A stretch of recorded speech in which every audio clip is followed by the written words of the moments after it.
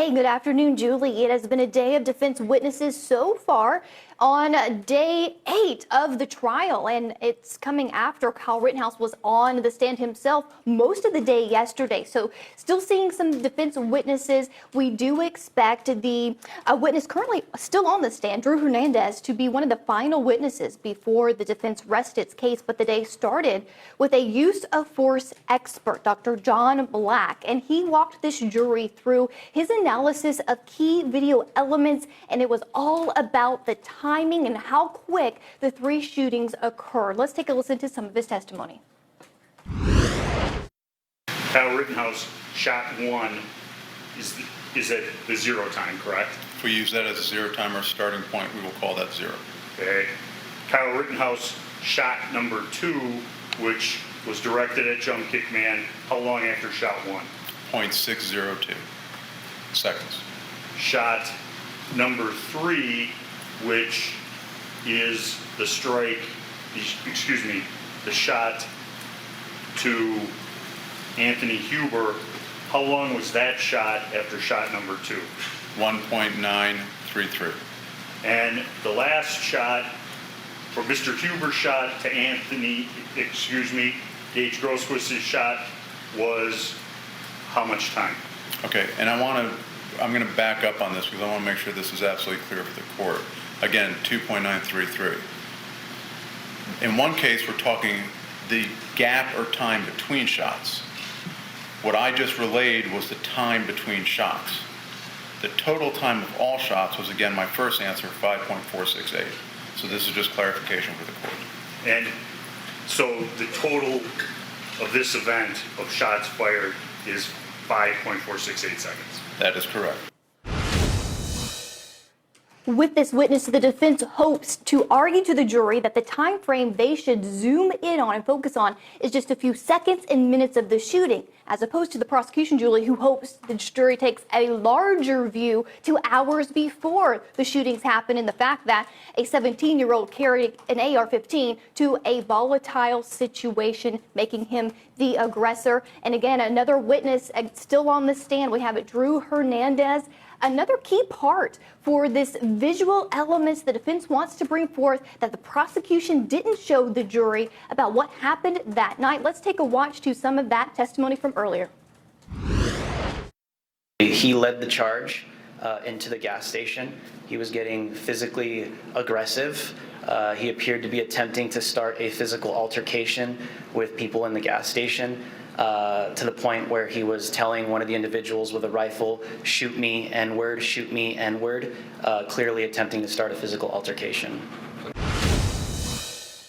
This is a key eyewitness for the defense. He was very plain, and he said that he witnessed the shooting of Joseph Rosenbaum, that Joseph Rosenbaum was chasing Kyle Rittenhouse, Julie, when Kyle turned around and shot Joseph Rosenbaum as he was lunging forward. But again, it heated up on cross-examination from the prosecution, trying to point out some political bias and him hiring an attorney. We're going to hear more about that when court does start at any moment. Exactly, Chanley. Now tell me, after things wrap up for the defense with their case, we know it will be time for the state to present a rebuttal. Any indications you're getting there at the courthouse about who might be called by the state? Well, they aren't giving anything away officially, but looking back at the prosecution's case and the evidence, we have a big case file of possibilities of who they may want to call, and we have their witness list, possible prosecution witnesses that they didn't call in the first case in chief. So given Kyle testified and the fact that he told his own story, maybe there's some things the prosecution could put on the stand, other eyewitnesses or evidence to counter his testimony. So I want to toss to a part of Kyle Rittenhouse's testimony from yesterday. As I'm on the ground, there are people around me. I don't recall how many, but I remember moving my rifle in their direction, and they back off besides one person. Okay. When you noticed people by you, you said you moved your rifle in their direction? Yes. Did that individual keep coming? The last person did. Okay. The people that stopped, what did you do to them? Nothing. Okay, and you're saying the last person in that group continued to come at you? Yes. And describe what happened. The last person, I don't know his name. I don't think he was ever identified. Jumps at me he was wearing boots, I believe, and as he's running at me and jumping, as his boot is making contact with my face, I fired 2 shots at him. Why did you shoot at him?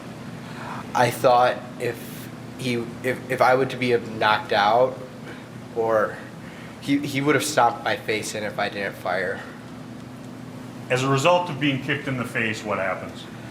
Mr. Huber, immediately after I'm kicked in the face, runs up as I'm sitting up to try to get up and get to the police. I'm on my back, and Mr. Huber runs up. As I'm getting up, he strikes me in the neck with his skateboard a second time. Then what happened?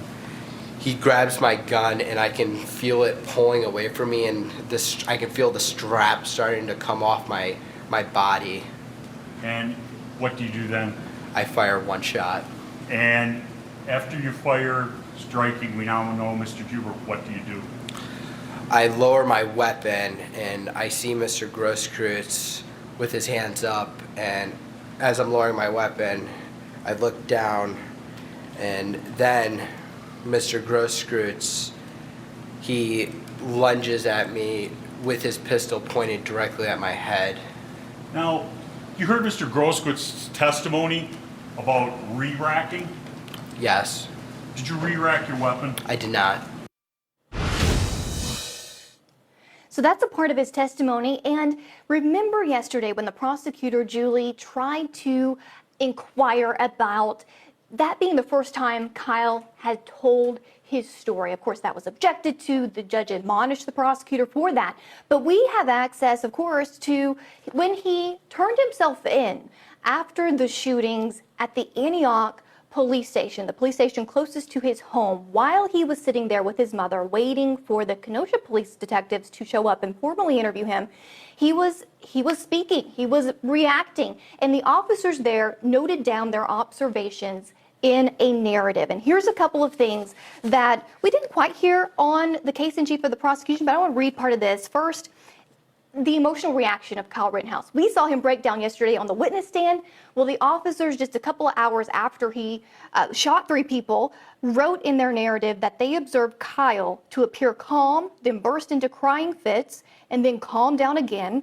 Every once in a while, I observed Kyle to throw up. I noticed a pattern to his behavior for over an hour with him calming down, crying, calming down again, and then throwing up again. And this could go both ways for the prosecution defense, but if the defense wanted to even introduce some of this, that could corroborate his emotional response on the witness stand yesterday, Julie. There's another part of this that was interesting as well from the narrative there, and he claimed self-defense. We just heard him describe what he went through on the witness stand. Well, did he have any actual injuries after the 3 men allegedly attacked him that night? Well, the narrative goes on to also say that Kyle became emotional, and here it goes. I noted small scratches on Kyle's arms. However, I did not observe any bruising or any type of lacerations on him. I explained my concern for his safety, and he was checked out. So small scratches, no bruises, no lacerations on him. And that's another point that possibly, Julie, could go both ways here.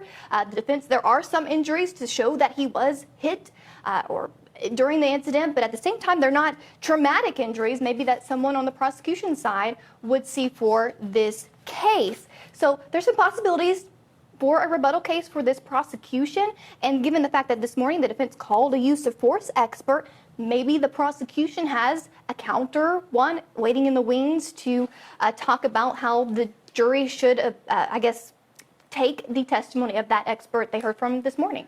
Exactly. Chanley Painter, thank you so much for all of that. We'll let you get back to the courtroom. We're getting word that